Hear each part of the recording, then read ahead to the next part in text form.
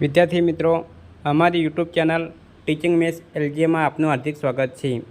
જો અમારી ચેનલને સબસ્ક્રાઈબ કરવાની બાકી હોય તો જલ્દીથી ચેનલને સબસ્ક્રાઈબ કરવા વિનંતી।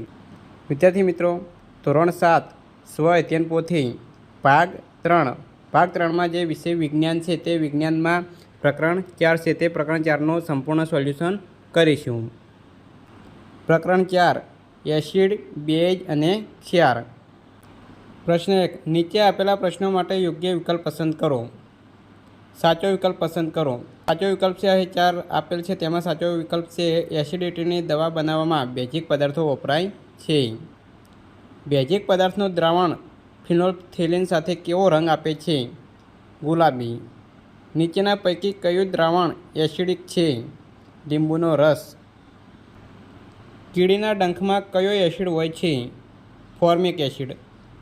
પ્રયોગશાળામાં એક દ્રાવણ ભૂરા કે લાલ લિટમસ પત્ર પર રંગ પરિવર્તન દર્શાવતું નથી તો તે તટસ્થ હશે। જ્યારે આપણને એસિડિટી થાય ત્યારે નીચેનામાંથી શું લેવું યોગ્ય છે? ખાવાનો સોડા। મિલન તેના સફેદ શર્ટ પર પડેલા હળદરના ડાઘને સાબુના પાણીથી ધોવે તો કયા રંગના ધબ્બા પડશે? લાલ। ચૂનાનું નીતર્યું પાણી એટલે H2SO4 એટલે કે સલ્ફ્યુરિક એસિડ। કયા સૂચક પર બેઝ નાખતા તે લાલ રંગ પરિવર્તન પામે છે? હળદર। નીચેના પ્રશ્નોના ટૂંકમાં ઉત્તર આપો।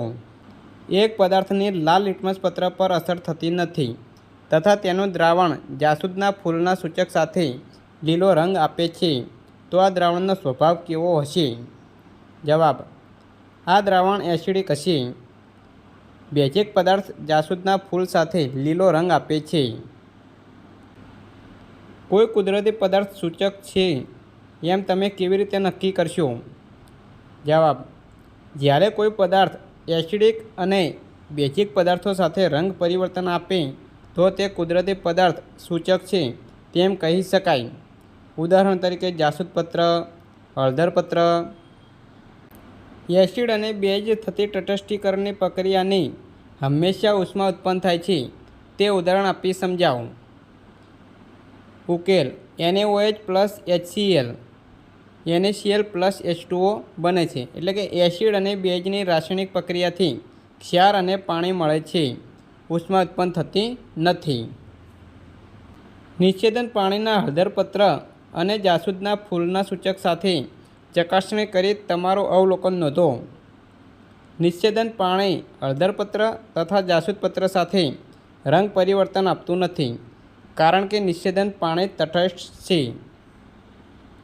કોઈ 3 કુદરતી એસિડના નામ આપો અને તેના સ્ત્રોત જણાવો। તો પહેલો આવશે સાઇટ્રિક એસિડ, લીંબુ; લેક્ટિક એસિડ, દહીં; ટાર્ટરિક એસિડ, દ્રાક્ષ અથવા આમલી। નીચેના પ્રશ્નોના ઉત્તર આપો। પાણી અને ખંડના દ્રાવણ માટે યોગ્ય વિધાન જણાવો। તો એ પાણી અને ખંડના દ્રાવણ માટે આવશે આ વિધાન લિટમસ પત્ર પ્રત્યે તટસ્થ હોવા છતાં ક્ષાર છે। અહીં જવાબ લખેલ છે। ભારતી એક વાટકીમાં કોઈ દ્રાવણ લઈને આવે છે અને તેના મિત્રને નીચે મુજબ કહે છે, આ દ્રાવણ લાલ લિટમસ પત્ર પર કોઈ અસર દર્શાવતું નથી પણ જાસૂદના ફૂલના સૂચક સાથે લીલો રંગ આપે છે। આ દ્રાવણમાં બોળેલી રૂના પૂમડાવાળી સળકડીથી હળદરપત્ર પર લીટી કરતાં લાલ રંગ આવે છે તો આ દ્રાવણનો સ્વભાવ કેવો હશે? શા માટે? જવાબ, તે બેઝ હશે। એસિડ ભૂરા લિટમસ પત્રને લાલ બનાવે છે, બેઝ લાલ લિટમસ પત્રને ભૂરું બનાવે છે। હળદર પર બેઝનું દ્રાવણ નાખતા કેવું રંગ પરિવર્તન થશે? હળદર પર બેઝનું દ્રાવણ નાખતા રંગ પરિવર્તન થઈને તે લાલ રંગનું થઈ જશે। પ્રયોગશાળામાં હોય તેવા 3 એસિડના નામ લખો। એસિડિક એસિડ એટલે કે vinegar, hydrochloric acid, sulphuric acid.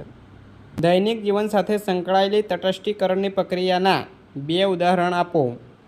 જવાબ, જ્યારે એસિડિટી થઈ હોય ત્યારે ઇનો લઈએ છીએ, જમીનનો એસિડિકતા દૂર કરવા ચૂનો નાખો।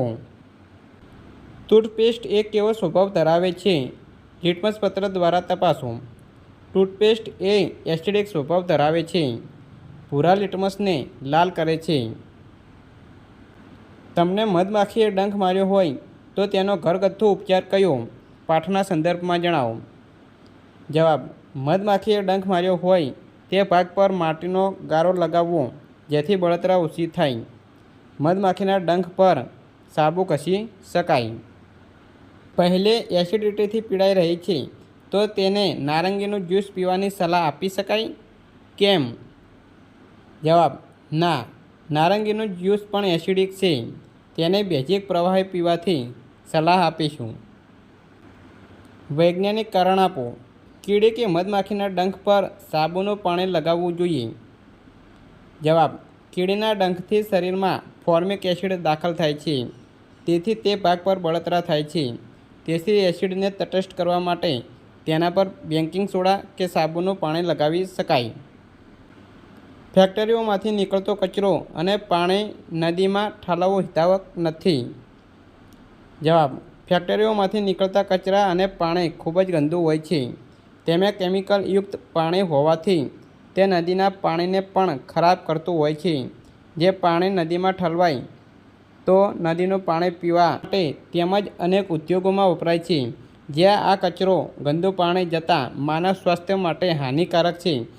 આથી આવું પાણી નદીમાં નાખવું જોઈએ નહીં. ખેતી માટે જમીનની તપાસણી કરવી જરૂરી છે? જવાબ: જમીન એસિડિક છે કે બેઝિક તે તપાસણી કરવાથી ખબર પડે છે. અને જો જમીન એસિડિક હોય તો તેમાં બેઝિક ખાતર નાખવા.